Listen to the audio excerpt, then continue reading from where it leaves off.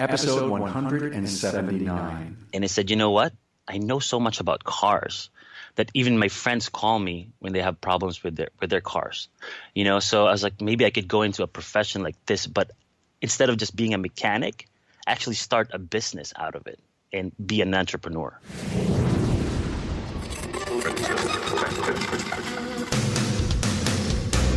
Welcome, aftermarketers, to Remarkable Results Radio. Listen to learn just one thing from today's episode on your journey to remarkable results.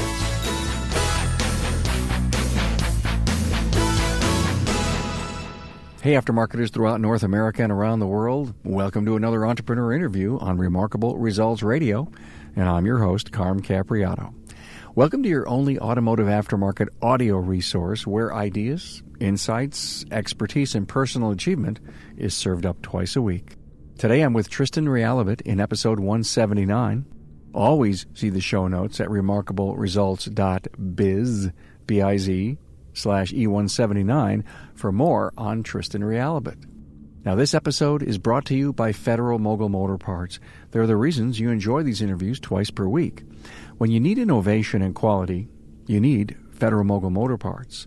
Brands like Moog, Felpro, Wagner Brake, Champion, Seal Power, FP Diesel, and more. They're the parts techs trust. Find out more at fmmotorparts.com. Here's a shout-out to a few recent followers, David Buchanan and Bill Connor for their recent Facebook follow, and to Wayne LeClaire, Mark Goldsmith, Steve McMahon, and Mike Carrillo for their LinkedIn connection. Hey, don't forget to follow me on Facebook at Our Results Podcast, on Twitter at Our Results Biz, and LinkedIn. It's plain and simple, Carm Capriato. Now, meet Tristan Realubit, AAM. Tristan owns Real Autohaus Automotive in Westmont, Illinois. He's been through a lot as a shop owner, and he shares very honestly what his challenges have been throughout the years in business. For many, they would have thrown in the towel years ago. Now, armed with powerful advice from his mother, he continued his quest to be a shop owner, even though he didn't understand the business side of the business. This is a story that exemplifies entrepreneurialism at its best. He learned through the School of Hard Knocks and shares how he confronted the brutal facts of having to climb out of a huge debt and make a success of his business. As luck would have it, he found AMI online and then bought a Mitch Schneider book. Those two forces put Tristan on the right path. He has plans to add his second location. Tristan also had the chance to meet in person Mitch Schneider, who unknowingly helped him build a better business, and that was at this year's Ratchet and Wrench conference. And he tells you the story. Listen to a very inspiring Tristan Realubit, a person with a dream, and how he has parlayed it into a very powerful vision of the future for him, his family, his customers, and his team. Now, here we go with Tristan Realubit. A warm welcome to Tristan Realubit from Real Autohaus Automotive. Hey, Tristan, are you ready to share your remarkable results? Of course, I'm ready. You are a fascinating young man. Thank you for that. You came from the Philippines when you were 14 years old. Yes, that's right. My parents, actually, my grandfather was a U.S. Marine back in World War II in the Philippines. And by joining the U.S. Marines at that time, he was granted a citizenship automatically. And he was able to petition his kids to go to the States. My father at that time was married, so the petition took longer. So it took about like 15 years. And so when I was 14 years old, the petition came, and my parents were like, we're going to the States. And we're like, cool, awesome.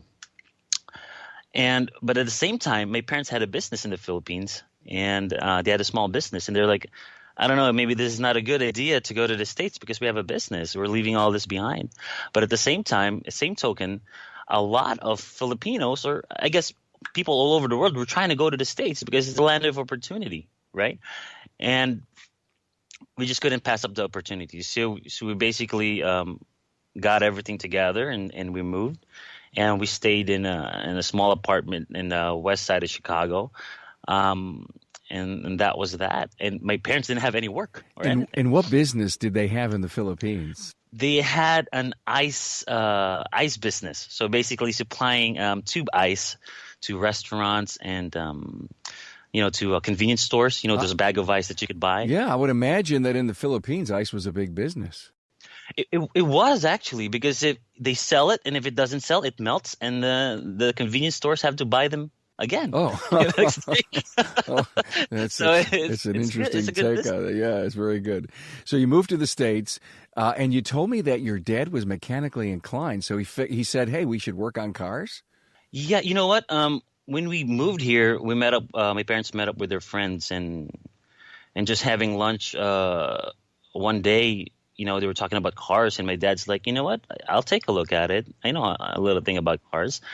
And so he did, and he fixed this car up. And the people in that party were all impressed, and they were like, "Yeah, we need a mechanic. Everybody needs a mechanic." And they got his number, and people started calling him, and that's how it kind of got started. So you got old enough to possibly work with Dad, to hang out and fix cars with him? Yeah, you know what? Back in the Philippines, I never worked on cars. I don't know anything about cars. Actually, I didn't even really like cars that much growing up. I was never into mechanics or All right. or or fixing cars up. But when I got here in the States and I saw my dad actually working on cars, and he would ask for my help, and I'll help him out. And I was learning, like, over the summer, I would work on cars with him and things like that. But still, it wasn't a route for me. Because you didn't think it was a glamorous job. It was more of a No, no, grimy job, right? it is. Yeah. Not only that, it's besides that, the perspective of being a mechanic is not that really, enticing for a young man to go into. I mean, the perspective of the whole industry is like, oh, you want to be a grease monkey. While your friends are going to universities and studying professions, like law or medicine and things like that. And you're like, it's probably not, it's probably not that kind of profession, someone that's attractive for a young man or woman. So how did you get over that? I think it was a little bit of nature forcing me to do it. Basically, I went through high school. I was in my senior year. Everybody's like, visiting colleges and stuff. And one day I'm like, you know what? I didn't even apply to any colleges. I didn't even know what profession I'm going to go into. So I'm kind of like, man, I'm gonna get left behind because everybody's doing their thing. And I came home and I was working with my dad, and I said, you know what? I know so much about cars that even my friends call me when they have problems with their cars. So I was like, maybe I could go into a profession like this, but instead of just being a mechanic, actually start a business out of it and be an entrepreneur. And so I did. And the first thing I thought was, well, if I'm going to start an automotive shop, I need to know everything about cars, how to fix them and how to diagnose and things like that. And I went to a community college right after high school, taking automotive, and I got my associate's degree in applied science and technology. And I got to work right after that. And you started your shop right out of college? Right out of college, I told my dad, "Hey, Dad, like we should start a shop." And he goes like, "Yeah, that sounds like a great idea." But and unfortunately at that time my parents were getting divorced. And he told me, "Hey, Tristan, it's great you want to start a business. I'll do everything I can to help you, but you're going to have to do it on your own. Me and your mom are getting divorced and I'm moving out." And that was that. And I guess it kind of forced me to step up, I guess. And because I know that my dad was leaving, and I know that he was also the prime breadwinner for the family. And by him leaving, I don't know what's going to happen to me and my brothers and my mom.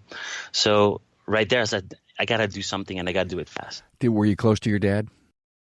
I was close to growing up, I'm not very close to my dad, but I always respected my dad, and I love my dad very much. How big was the family that you had? Brothers and sisters you mentioned, or just brothers? Just brothers. I got three brothers, so there's four boys. My mom and my dad, so there's six of us. Wow. Together. Did you feel like you were had to be the breadwinner? Yes, I did. I did, and I don't know. I don't know if why, but I just had this feeling that I had to be. Growing up, we didn't have a lot of money, and but we had relatives that had a lot of money, and you go to parties and you see them, and you in the Philippines you could really see the difference between people who have and who have not. It's a really defined line. It's either you do have money or you don't. Did that want to drive you to be successful? Of course, yes, definitely. Seeing my cousins, they have things that we don't, and I just keep asking myself, like, how come they have it and we don't? And I would ask my parents, and they would say, maybe later, maybe later on, and things like that.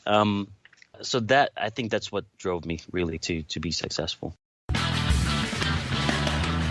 I believe you would agree that being a top tech is real hard work. Keeping up is a full-time gig, considering vehicle technology, repair procedures, and diagnostics. It's refreshing to know that Federal Mogul Motor Parts' Garage Guru is there for you. It's been designed by and for technicians, the best in the industry. And did you know there's no other comprehensive program like this anywhere? A big part of the program is the nationwide network of Guru's on-site training and technology centers. There, you can get your hands dirty with the equipment and tools you use every day in real work-related situations. When online is your perfect way to learn, do it with Guru's 24/7 online academy with a huge catalog of training course options. And with the Guru's on-the-go technology fleet, they bring the latest products and demos right to your shop. And this year, you get free stuff from the Garage Rewards loyalty program. You earn points towards gear from your favorite Federal Mogul Motor Parts' brands. And what is really great, it costs nothing to join, and you'll start earning points immediately. So head on over to fmgaragegurus.com and learn all about Garage Gurus training, support, and get in on the rewards. You found yourself hiring friends, and then you got in some trouble. After getting out of school, soon right after, we opened. I needed to open a shop, and I want to do it legit. So somebody told me I need to incorporate. I didn't know anything. I didn't even know what that was. I didn't know what that means. But I got a hold of an accountant, and she was able to incorporate the company for me. We picked the name. It's called Real Autohaus because it's the first four letter of my last name. Mm-hmm. Not only that, real, I don't know, it's really struck something to me because being real is being authentic, being authentic, being honest, and being true to yourself and things like that. So it just worked. And I was talking to my brothers and my parents at that time. I said, you know what, I'm going to name it Real Autohaus because auto house, like we started in our home, in our garage. My dad was fixing cars in the garage. Yeah. And auto house. And the spelling was actually H-O-U-S, like an American spelling. But my older brother was like, you should make it H-A-U-S so it sounds more cooler, like German, Well, actually, yeah. I wonder if does that bring in foreign nameplates for you to work on because of the... It does. Actually, wow. It does. And smart move. So that's how we got started. And funny enough, we started in the back of a pickup truck. Me and my dad, and we'd go from house to house fixing cars at people's garages. We had a compressor there. We had tools there, and we didn't have nice tools. We don't have Snap-on or anything. We just have Craftsman, Husky, the things we could buy from Home Depot and Sears. And we packed this Nissan pickup and this rust bucket with tools, and we'd drive all over Chicago fixing whatever. We fixed stuff on the side of the road, and this is how we did it. And eventually, I always wanted to move from mobile technician to an actual opening a brick and mortar business. Yeah. And we were able to get a hold of a place for very cheap. It's a 2-bay, but the only problem was it wasn't zoned for automotive. The zoning changed, and that's why the business moved out. But we were able to rent it, cash only, no contract. And we were there for about a year and a half until the cops came and they put they put a sign on the door that says you can't do business here, and we're going to have to tow your vehicles out. So not a lot of money in a place that you were paying cash for rent that you got closed up on, not knowing a lot about business. What happened next? After we got the notice at the door, we got scared. We got scared. Honestly, I was like, "Oh my God, we're gonna go to jail," So let's get all this stuff out of here. So the first thing we did is we took all of our tools and whatever we can get, and put it up in a U-Haul and in the storage, and we took it out. We hauled it out of there. And there are some cars that I owned that were basically junk cars or parts cars that I had like sitting in the lot. I just left it there. I didn't know what to do with them. I don't know where to put them. And I can't bring it all back to my mom's house because we already got trouble with the neighbors having cars in the in our neighborhood. So after that, I was like, I think I'm done. I don't know what else to do. And one day I was going to the church with my mom and my dad at that time, and they were like, "So what are you going to do?" I said, "I don't know. I don't know what to do."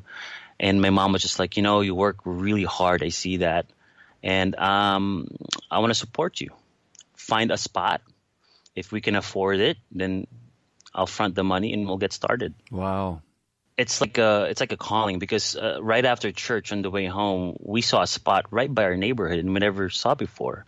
And it was for lease, and we made the call, and that was that. And that's the location we are here today. We've been in our location for about 10 years now. So Mom believed in you. Yes, she did. And before she gave me the money to start, I guess. And one thing that she said to me that really stuck with me was, "Tristan, I'm gonna help you, but you have to promise me one thing." And I said, "What's that?" "Never ever give up."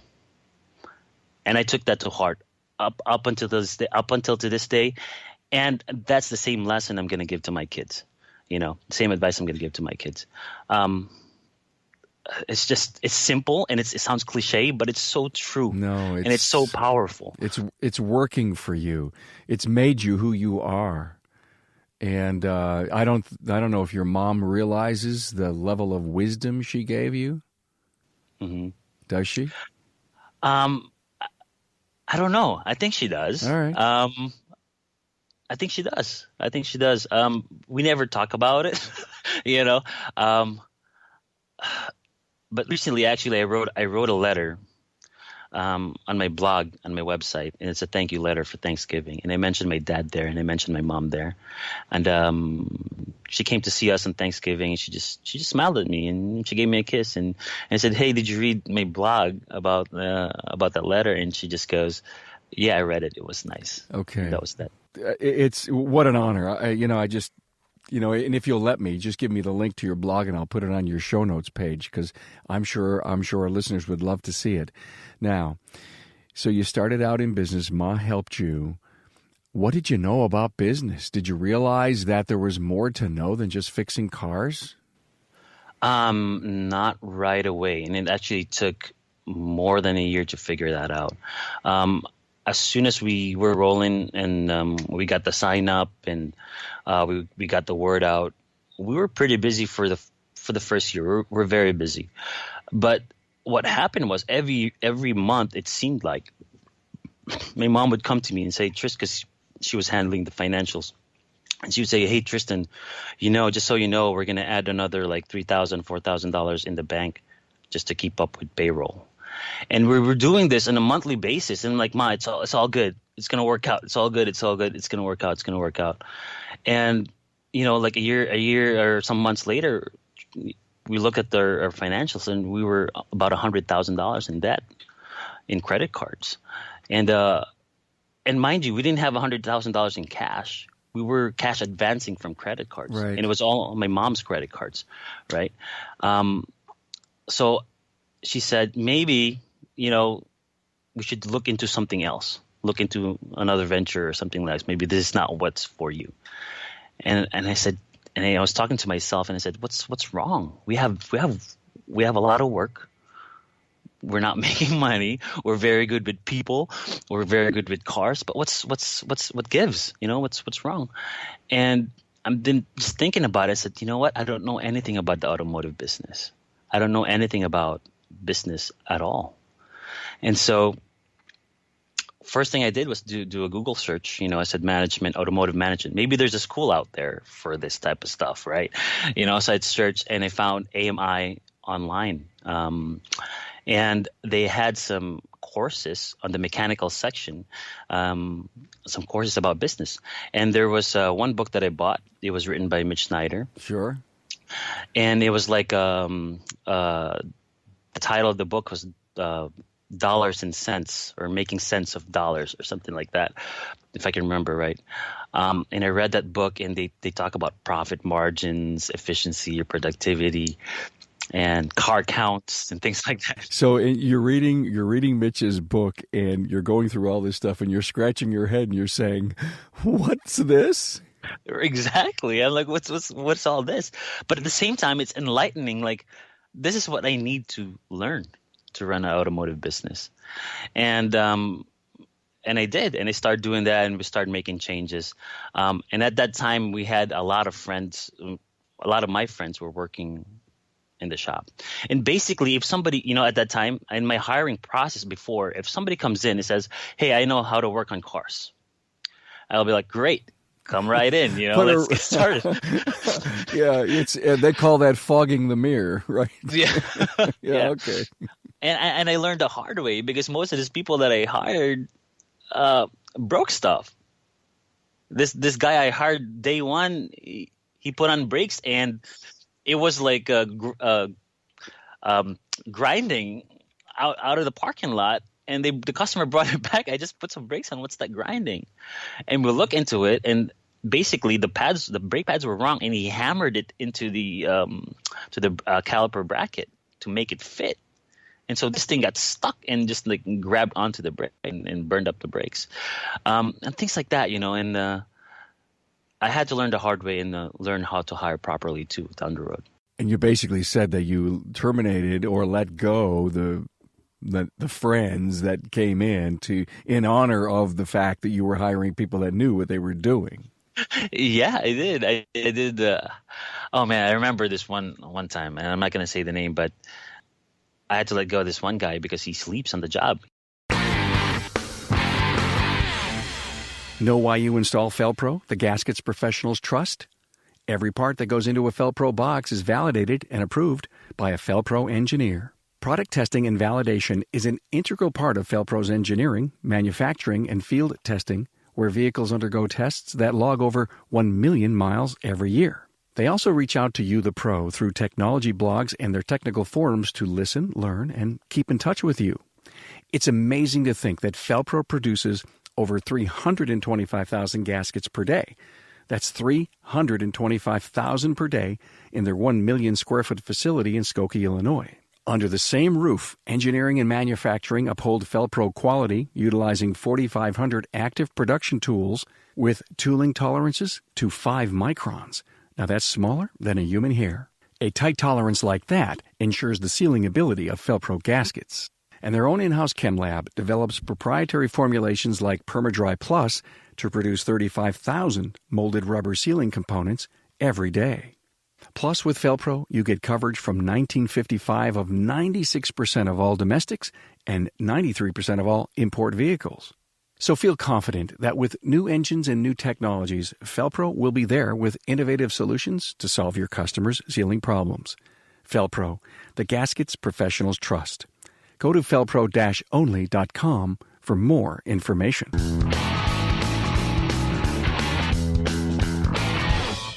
So you read Mitch's book, and then you told me that you ended up buying more of Mitch's books. Yes, I did. I think I have 8 books or 9 books total.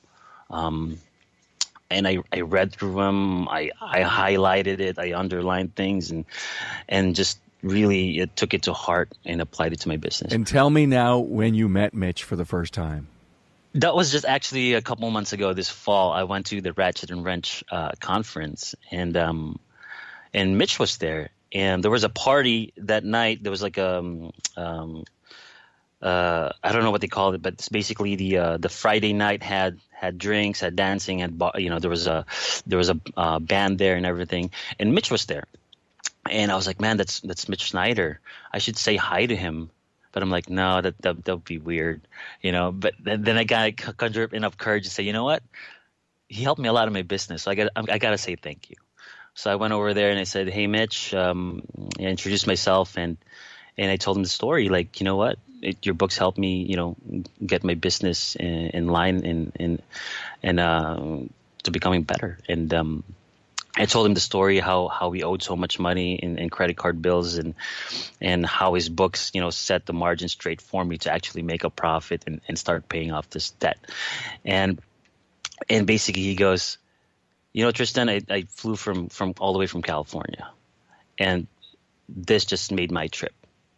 And to me, that was like, man, that was cool. And like, we had to take a selfie, let's take a selfie. So actually, if you go to my Instagram, I have a selfie with Mitch. Hey, would you send me that so I can put it on your show notes page? Sure, definitely. I'd love to have that picture of you and Mitch. Well, great. So you met the guy who really helped you move to that next level. Where are you now? Is the debt paid? Yes, definitely. So we have been growing for the past 4 years. Pretty much 20 to 25% growth in sales every year. This year we're just projecting about 5% growth. We're kind of reaching a plateau with what we have. And by the way, too, a lot of things have changed this year. Before, I used to work 7 days a week and no time for family. But now we're only working 5 days a week, and we only have 2 technicians. And I have a service writer, and I'm focusing on the business now. So even though it's only a 5% increase in sales this year, it's more than that because I'm no longer working on cars, and we're working only 5 days a week instead of 6 days a week. That's a big number considering that you've pulled yourself out and you've limited your hours. Well, good for you. Now, are you having fun working on the business instead of in it? Yeah, I do. It's very, it's challenging, but it's actually fun to see growth in the company. I mean, you're seeing your employees are growing as well, and you see your sales are growing as well, and you're seeing customers are happy and they're satisfied with your work, and you're seeing all these reviews come in online, and they're all great reviews. That's what it is. It's hard. It's not easy. It's not happy and dandy all day. But at the end of the day, when you see the results, that's what really gets me. What do you love to do for the business? I love actually looking into the marketing, but I also like looking into the future and setting this company up for growth in the future. Give me an idea of something you've recently done to set the company up for the future. In the process of opening another shop. So I've been looking into real estate properties for lease originally. And my plan is basically we have 3 bays, 2 technicians, 1 service advisor.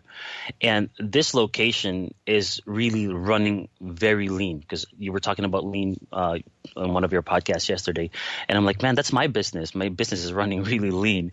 2 techs, 1 service advisor, and they're just, really putting out some work. And my vision for the company is growing it where we have multiple locations, and passing it on ownership to my employees, basically. That's interesting. Sure. You're a young man, and you're preparing to pass the ownership on? Don't you have another 20 years to work? No, actually, the way because here's my thing. All my guys are all millennials. I have a 21-year-old technician. I have a 23-year-old technician. I'm 32, and my service writer is 32 as well. Okay. Turning 33 this year. And you know what? All of them have dreams. All of them want to be business owners as well. They just don't want to be technicians for the rest of their lives. And I keep telling them this, and I tell them, hey, look around at our neighbors. Look at the other shops out there. You see these guys, 50, 55-year-old, they're still working in cars. They're still turning wrenches and draining oil and things like that. And I tell them, you know what? You don't want to be like that, 20, 30 years from now.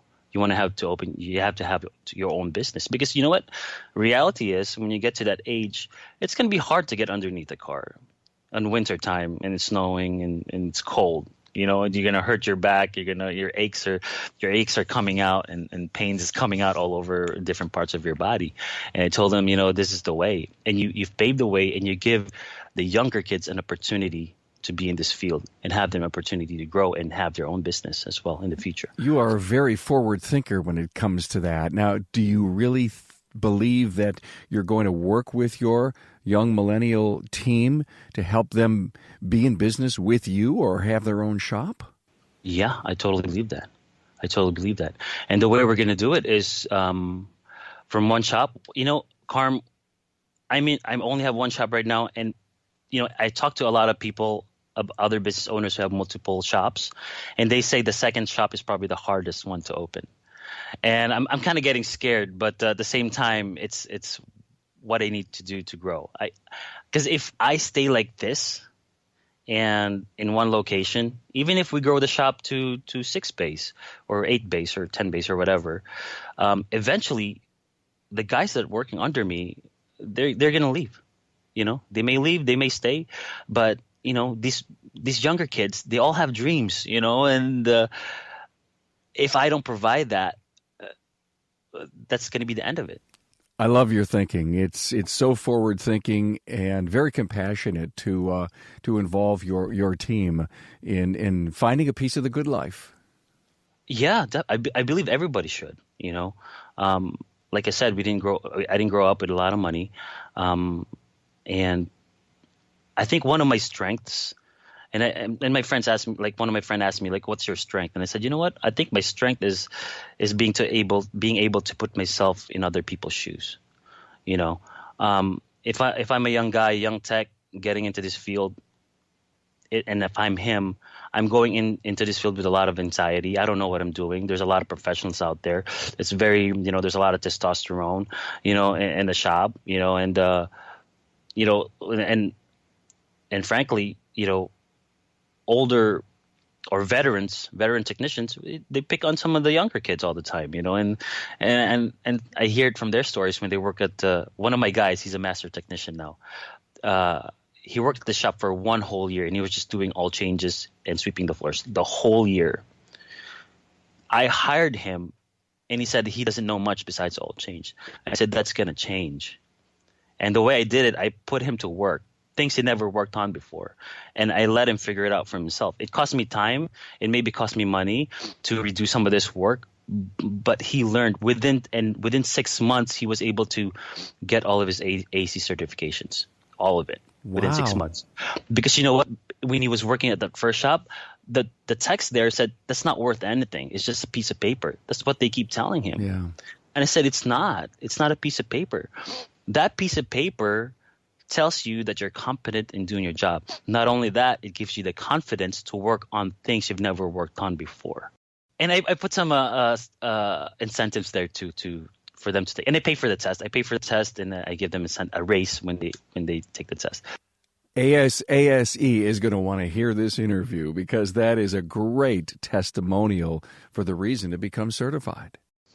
Great. Yeah. You know what? I truly believe in ASE. Good for you. I love the mentor thing. You bring in a young individual and saying, hey, listen, you're not going to sweep the floors here. We all pitch in and we do that. And you're not going to clean the bathrooms because we all pitch in here and do that. I'm going to give you some real work. Yeah. Yeah. And you know what? Here's a really cool story too. My second guy that I just hired, he's 21 years old. No, you know what? I mixed them up. The master technician is 21. This new guy I hired is 23. And he just graduated from the local college. No experience, never worked in a shop, applied here, and he was very shy. He was so out of his element. And I did the interview, and usually what I look for when I'm hiring somebody is the character, the attitude, and how perceptive they are, or how accepting they are to the ideas and things like that. And I saw something in this kid, so I hired him, and he's only been here for 6 months, right? Same thing, no AAC certifications, nothing. And 3 months, 3 months from hiring him, he's got these two AC certifications. He's got suspension and brakes. And I told him, there you go. That's where your confidence is going to come from. Because knowing that you passed suspension and brakes gives you the confidence to work on any brake system. You don't know anything all about brakes and what's out there, but when you're here in the shop and you say, you know what, I'm certified, I'll figure this out. I'll find out what's going on with this brake system or the suspension. Now he's taking out suspensions, bearings, he's doing brake jobs, under an hour, what the book time is, and he's getting really fast. Yesterday he did a timing belt water pump on a Nissan Frontier in a very short period of time, for his skill level. And I was telling him yesterday too, before he left, I'm like, man, you're doing a lot better today than you did the first day you came here. And he's like, oh, he was like, you know what? I'm so happy, that I worked here. But at the same time, I don't feel like I'm doing my best sometimes. And I said, hey, don't do that. Don't put yourself down, because, it takes time to become really good. What are you going to do to continue the learning curve, seminars, education for your team? That's one of my things, is to take them to training all the time. Recently, we went to Auto Mechanica, and it took the two guys there for training. They loved it. They'd never been in that setting before, and they didn't even know that existed. You go to a place and there's all technicians, there's great trainers, and for them, they were like so happy about it, because they'd never been in that setting before. They didn't know that was out there. So we were just going to continue that in doing that. And I'm actually planning to take them to Vision. I've never been to Vision. I've heard a lot of things about Vision from your podcast and a lot of people from ASA, because I'm a member of ASA in Illinois. So you joined ASA, you told me, early on in the business, and did that really help you? I joined because of the discounts, basically. But I'm not like a outgoing person, so I don't really like going to places and talking to people. I feel really awkward going into a place and there's a lot of people, and I thought ASA was like that, and I was like, I would never go to one of these events, and they have these like chapter meetings.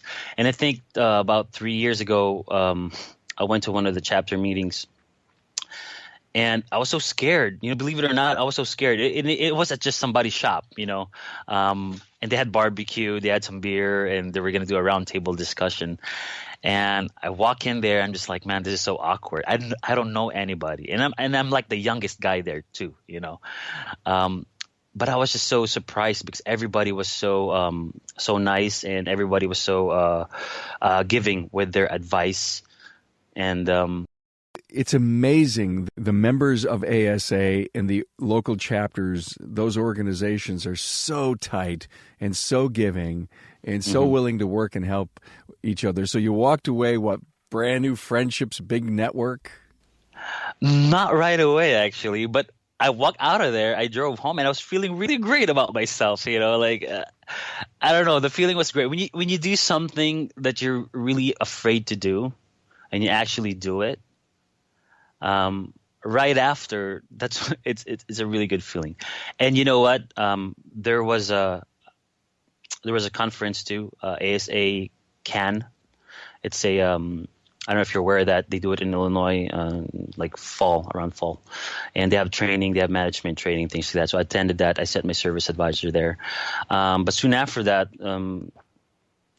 there was an email from ASA that they were looking for new members for their board, right? And I said, you know what? I'm going to sign up for this board, even though I don't know anybody. Like, I'm not close with anybody. I don't know anybody.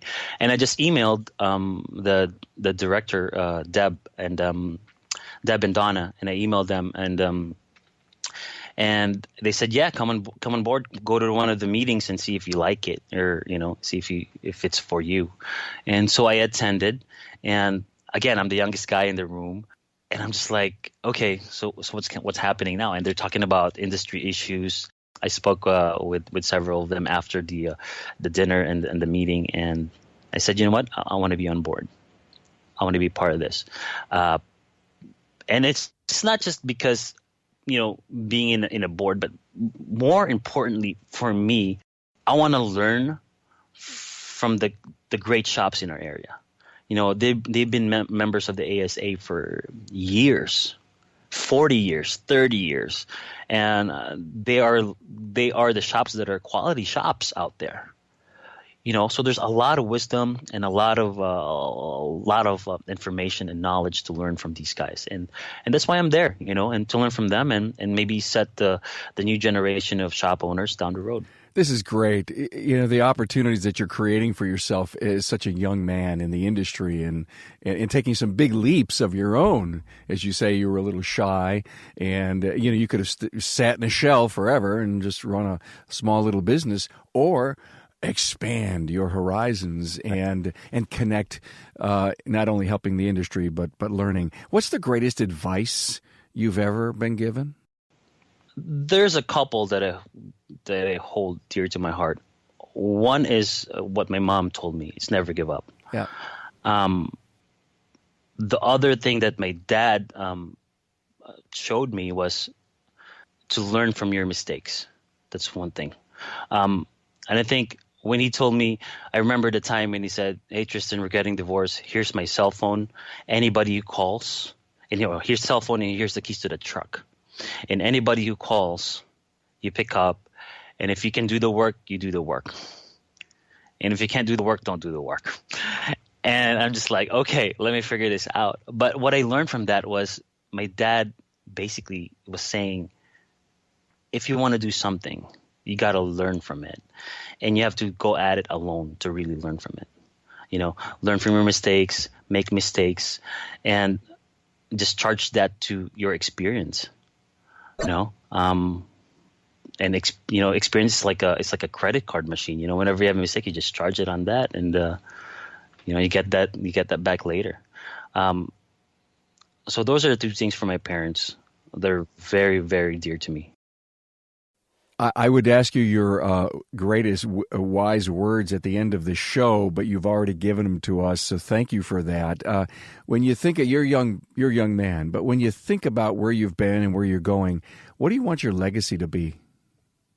See, our mission in our shop, and I tell this to my employees all the time, our mission is to earn the trust of every customer that comes through the door, doing it by providing excellent service, and that's customer service and fixing cars. And I tell them my vision for the company is to be the trusted choice of automotive service in America. And when I say America, I mean national. And my employees were like, "Whoa, that's crazy. It's too big." But I said, that's if we work at it and we work hard and we have this forward thinking and we do everything we can to make this happen, it will happen. And all of you young kids are going to have 4 base shops all over the United States, and it's going to be one big franchise, one big company, I think that would be the biggest legacy I would leave behind. And hopefully 20 years from now, 30 years from now, I will realize that. And maybe I will save this recording and I'll play this 30 years from now for my kids or for the rest of my people. I've done a lot of interviews, a ton of them. This is one like I've never done before. Thank you for being honest and sharing and caring and so open. And thank you, Mom, for helping you get started, because obviously there is something. She saw something inside of you, almost exactly what I'm seeing now, that I think you're going to be just so successful beyond your wildest dreams. And wow, Tristan Realubit from Real Autohaus Automotive, thanks for being on the show. No, I appreciate that. I mean, it's a pleasure to be here. Thank you, Carm. Hey, Aftermarketers, thank you so much for listening. Do you agree that Tristan Realubit is focused on his vision? He sure is. He knows what he wants, and I believe he will be very successful and see his vision come to be. His personal learning curve and his desire to learn from industry peers will make this young man very successful. Hey, find additional show notes on Tristan Realubit from Real Autohaus Automotive and a link to his company at remarkableresults.biz/E179. That's also the place where you can subscribe to be an insider and get the insight on every new episode. Hey, do me a favor. Share this episode with a friend. Tell your network about the podcast. More and more every week I hear from listeners who appreciate the content. I'm confident that one of your industry friends will too. Hey, thanks. I'm grateful for your support. Thanks for being on board to listen and learn from another inspiring aftermarket professional. Until next time.